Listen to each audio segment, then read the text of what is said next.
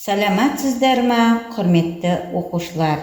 Сіздермен бірге Алдешова Фарида Бақтығалиқызы, Атырау облысы, Махамбет ауданы, Есенбай Ағалиев атындағы Махамбет орта мектебінің бастауыш сынып мұғалімі. Бүгінгі өтетін сабағым әдебиеттік оқу пәні 4-ші сынып 16-шы сабақ. Сабақтың тақырыбы жеті түсті желбір гүл. Сабаққа негізделген оқу мақсаты өз ойын, сезімін, көзқарасын өмірде болған өзге шығармадағы ұқсас оқиғалармен салыстыра отырып білдіру. Оқылған шығармадағы оқиға жүйесін анықтап, оны бөліктерге бөлу, әр бөлікке ат қойып жоспар құру. Бағалау критерийлері тыңдаған мәтін бойынша пікір білдіреді. Оқиға бөліктеріне ат қойып жоспар құрастырады. Кейіпкерге мінездеме береді. Орында Айдарымен танысамыз. Суретке қараңдаршы. Сиқырлы асық ойынын ойнау арқылы сиқырлы асыққа қарап оқушылар өздерінің білетін сүйікті кейіпкерлеріне ұқсап тілек тілеулері керек. Балаларға қандай тілек айтар едіңіздер? Саған кімнің жауабы ұнайды? Түсіндіру Айдар арқылы ауызша тапсырма беремін. Асығың алшысынан түссін деген тілектің мағынасын түсіндіріңдер. Жарайсыңдар, жақсы түсіндіріңдер. Түсініп оқу Айдары жеті түсті желбір гүл әңгімесін оқи отырып, кейіпкерлермен олардың іс-әрекеттерін анықтайық. Әңгіменің мазмұны бойынша сұрақтар құрасыңдар. Әңгіме мазмұны мен кейіпкерлер туралы идеялар алмасу керек. Оқулықтарынан 55-ші бетті ашыңыздар. Жеті түсті желбір гүл. Ертеде Женя деген қыз болыпты. Бір күні анасы қызын дүкенге тоқаш алып келуге жібереді. Тоқаштарын сатып алған Женя жан-жағына қарап келе жатты. Көзіне көрінген қарғаларды санады. Женяның артынан еріп келе жатқан ит оның сөмкесін тесіп, жол бойы тоқаштарын бір-бірлеп жеп қойған еді. Кенет Женя өзінің сөмкесін жеп жеңіл болып қалғанын сезді. Итті қуа жөнелді. Ит жеткізбеді. Бірақ Женя өзі жолдан адасып кетті. Бір кезде қайдан шыққаны белгісіз. Дәл алдында бір әжей пайда болды. Ол Женяны жұбатып, ештеңе етпейді. Менің бағымда бір сиқырлы гүл өседі. Оның аты жеті түсті желбір гүл. Жан-жағыңа жалтақтап ойнап кететініңе қарамастан, сен жақсы қызсың. Осы гүлді саған сыйлаймын. Оның 7 күлтесі бар. Әрқайсысы әр түсті. Қызыл, қызғылт сары, жасыл, көк, күлгін. Бұл 7 желбір гүл, жай гүл емес, деді әжей. Ол сенің барлық тілегіңді орындай алады. Оның бір күлтесін жұлып ал.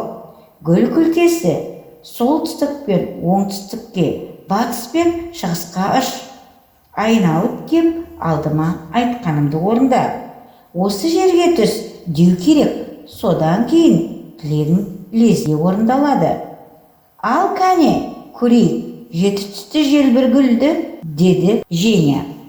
Ол гүлдің сары күлтешесін жұлып алып, асыға лақтырып жіберді де, гүл күлтесі солтүстік пен оңтүстікке, батыс пен шығысқа ұш. Айналып кеп алдыма айтқанымды орында. Осы жерге түс, мен тоқаштарыммен лезде үйімде болайын деді. Айтып үлгергені сол еді. Ол тоқаштарымен үйінен бір-ақ шықты. Женяның бойы аса ұзын емес еді. Ол орындыққа шығып, жоғары сөредегі анасының әдемі құмарасын алуға ұмтылғанда, саусақтары іліп кетті. Құмара еденге түсті де быт-шыт болып сынды. Ол сиқырлы гүлдің қызыл күлтешесін асыға жұлып лақтырып жіберді де, гүл күлтесі солтүстік пен оңтүстікке, батыс пен шығысқа айналып кеп, алдыма айтқанымды орында. Осы жерге түс, анашымның сүйікті құмарасы бүтінделетін болсын деді. Сол сәтте құмара сынықтары жиналып, бұрынғы қалпына келе қалды. Женя аулаға шығып, ұлдардың ойнап жатқанын көрді. Ол сендермен бірге ойнайыншы деді. Бірақ ұлдар, қыздар мен солтүстік полюс ойнаймыз деп Женяны ойынға қоспады. Женя ұлдардан әрі таман тұрып, қалтасынан қызғылт сары күлтешені жұлып алып, лақтырып жіберді де, гүл күлтесі солтүстік пен оңтүстікке, батыс пен шығысқа айналып кеп, алдымда айтқанымды орында. Осы жерге түс, мені солтүстік полюске жеткіз деп бұйырады. Айтқаны сол еді, айнала қап-қараңғы қорқынышты болып кетті. Құйынды желден аяғының астындағы жер дөңгелене жөнелгендей болды. Солтүстік полюсте жападан жалғыз өзі үсіп жаураған саусақтарымен жасыл күлтешені жұлып алып лақтырып жіберді де, гүл күлтесі солтүстік пен оңтүстікке, батыс пен шығысқа айналып кеп, алдыма айтқанымды орында. Осы жерге түс, өз аулама қайта жеткіз деді. Сол сәтте өз ауласынан топ ете қалды. Оқушылар, мен сендерге мәтін бойынша мынадай ауызша тапсырмалар беремін. Оқиға қалай басталды? Женя солтүстік полюс туралы алдын ала білді ме? Ертегі кейіпкері бар ма? Ауызша тапсырмаларға жақсы жауап бердіңіздер. Өте жақсы, жарайсыңдар. Ойлан сұрақтарына жауап бер. Ертегідегі әжейдің ойынша Женя қандай қыз?